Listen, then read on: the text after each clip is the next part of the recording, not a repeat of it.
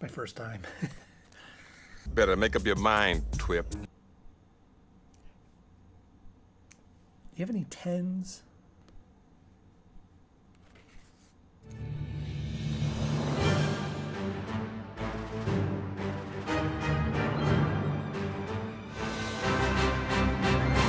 Hello friends, welcome back to the show. So glad to see all of you once again. And if you're new here, thank you for joining us. I think that you're going to enjoy this type of content. If you're into Batman the Animated Series or Batman Beyond or any of the shows that we grew up on in the 80s and 90s, then you're in the right place.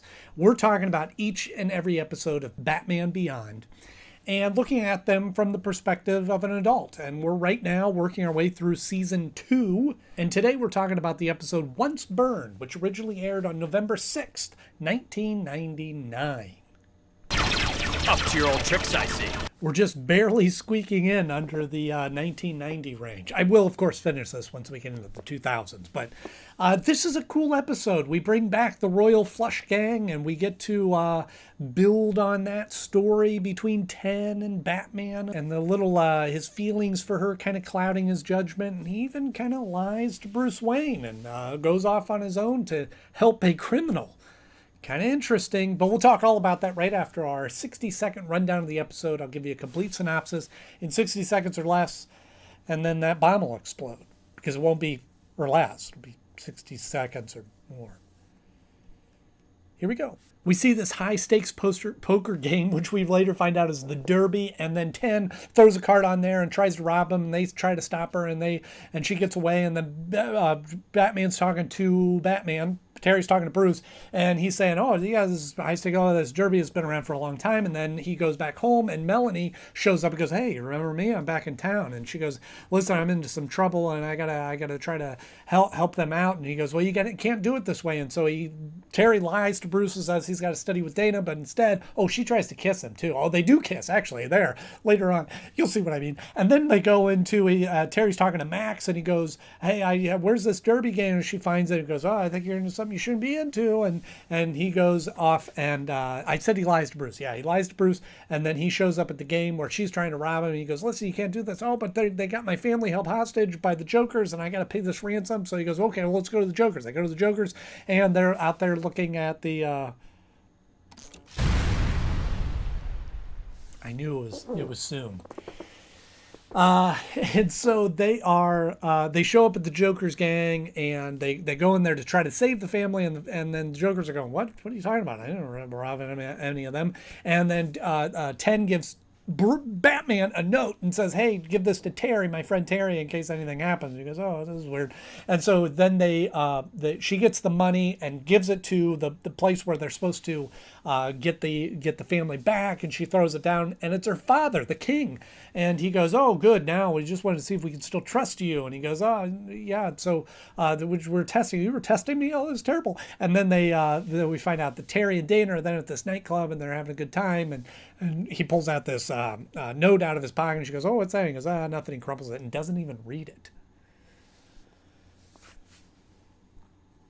There you have it. It's not what it looks like, I swear. You want this back? It's all yours. This episode starts out with a high-stakes poker game a la Casino Royale, the first James Bond book, and also one of the Daniel Craig James Bond movies. I think it was his first movie, Casino Royale. I don't know if that's a real thing. I mean, I assume that there's some pretty high-stake poker games, but I don't know if it's a real criminal underground kind of floating game that I'm sure it is. That seems incredibly likely. But I don't know if that was something that James Bond, Ian Fleming, came up with, or if that's based on some actual... I don't know. I should have looked into that, but I'll let you guys do that. Let me know in the comment section below. This brings back some memories.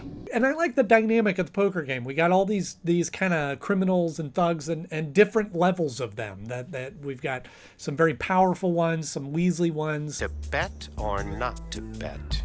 And something that I've noticed in these shows lately, and I haven't talked about it yet, is the insult twip, which is thrown around quite a bit, especially in the high school area. But I think it stuck out in this episode because here's these high, powerful poker players, older people that are using the term twip, which is, I think that's made up for the show. I don't think that that's a real term, but you can.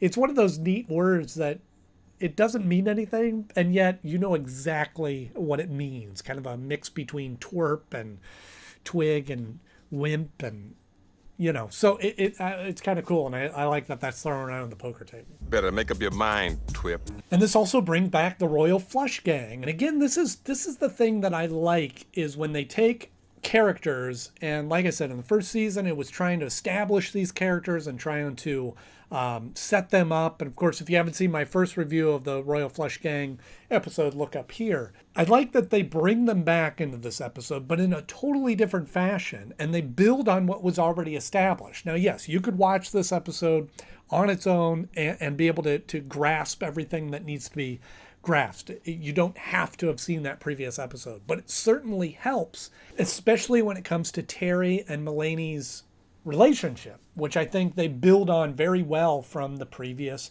episode. There's an old saying, once burned, twice shy. But I like that they're taking this story, which in the original episode with the Royal Flush Gang, it was, they were kind of all equally featured, and certainly there was that kind of subplot of 10 not sure if she wants to be part of this gang and kind of liking Terry and being pulled off in another direction. But then they build on that to how they set this up in this episode, that now she's kind of on her own trying to get her family back. So she wasn't sure if she wanted to be a part of them, and now they flipped the coin and going, oh, now family first. She wants to be a part of that, which I think is really creative writing and really great use of these characters. Because I was forced to rob a big poker game. And certainly it sets up this element that we dealt with in the previous episode, with Terry has feelings for 10, like true feelings for Melanie and 10, and is struggling with that and doesn't know what that means. And certainly things are different now that he is with Dana,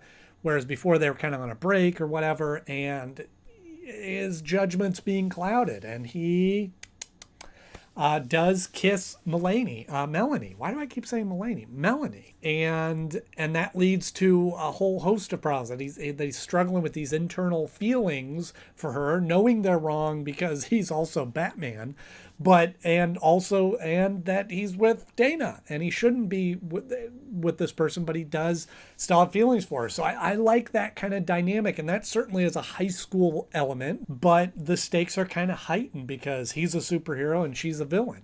Live and learn, kid. But something that comes up in that sequence in Terry's bedroom is Melanie doesn't know that Terry is Batman, but Terry knows Melanie's 10, and Melanie knows that Terry knows she's 10.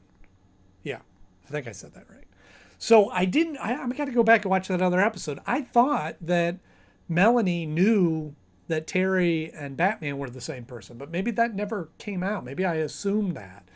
But kind of an interesting dynamic where she thinks she knows that Terry knows that she's 10 and is open with talking to him about that, but still doesn't know that he's Batman.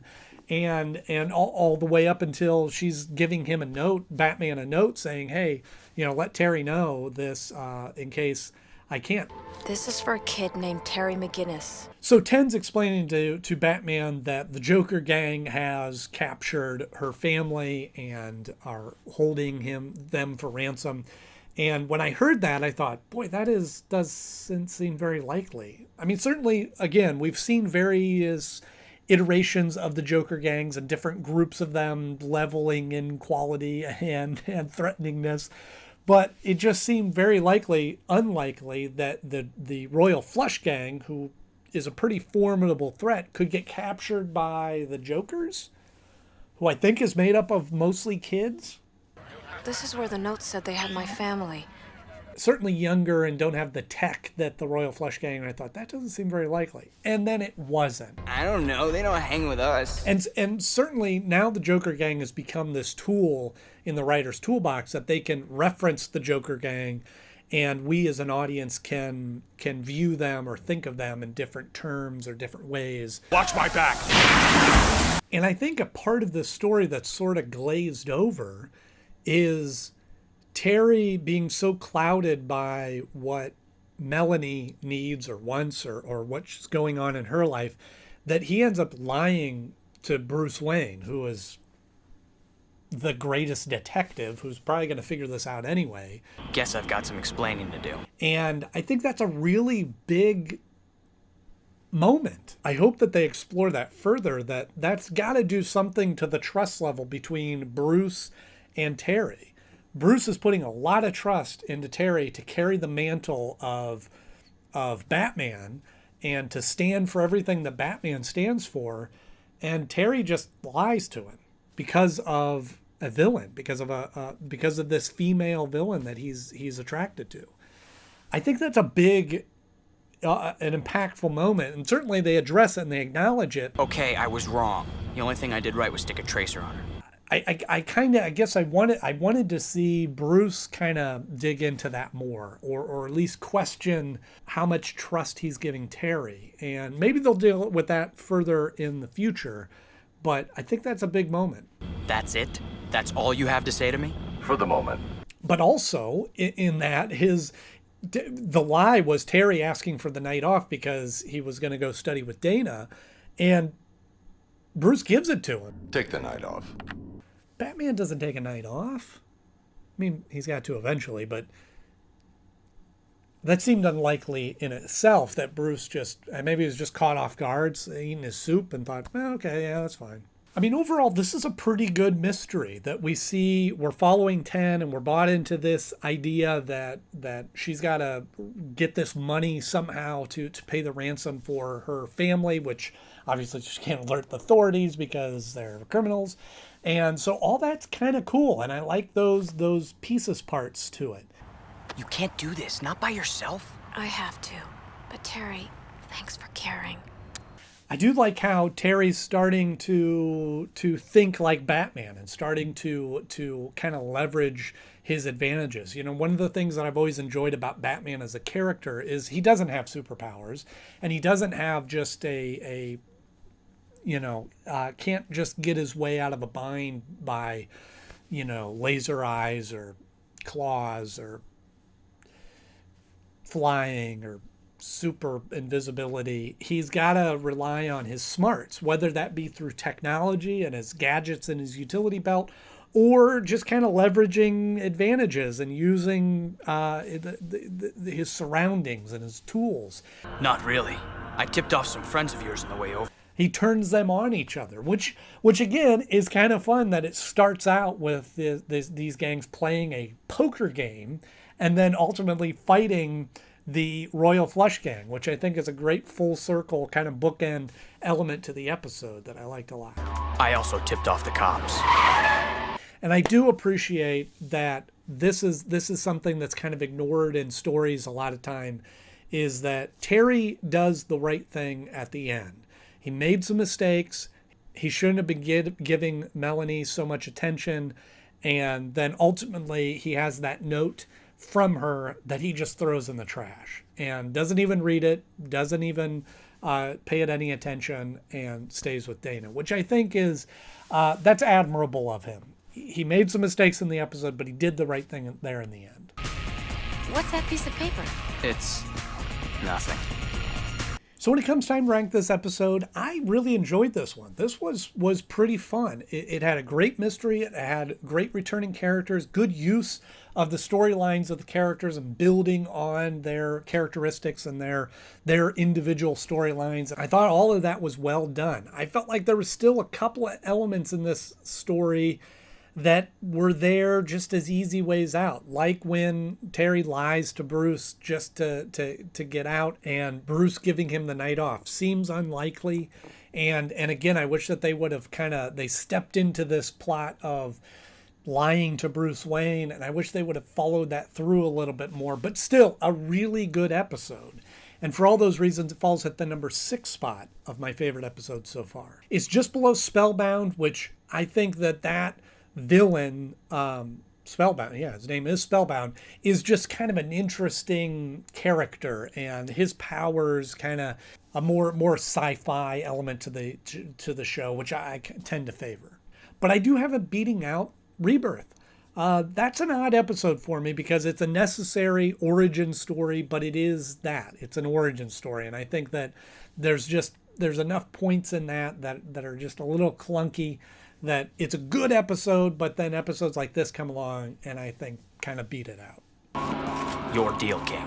So let me know, have you ever been involved in any sort of high stakes or big poker games? Every once in a while, I'll play poker with my brothers just with candy or chips, or like just the poker chips. No money involved, not actually gambling, but just kind of a friendly game of poker. But it is interesting that for me, 90% of playing poker is the gambling and the betting thing.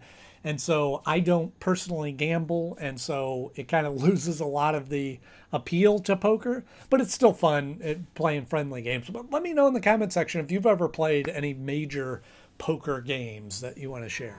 If you enjoyed this episode, please click the like button. If you want to see more episodes like this, just hit subscribe. I have new episodes coming out every week, like the next one, Hooked Up, which is the return of Spellbinder. Spellbinder, is that his name? But if you can't wait till then, I have more episodes right over here that you can take a look at. So until next time, thank you so much for watching. I'm Knode. I'll see you soon.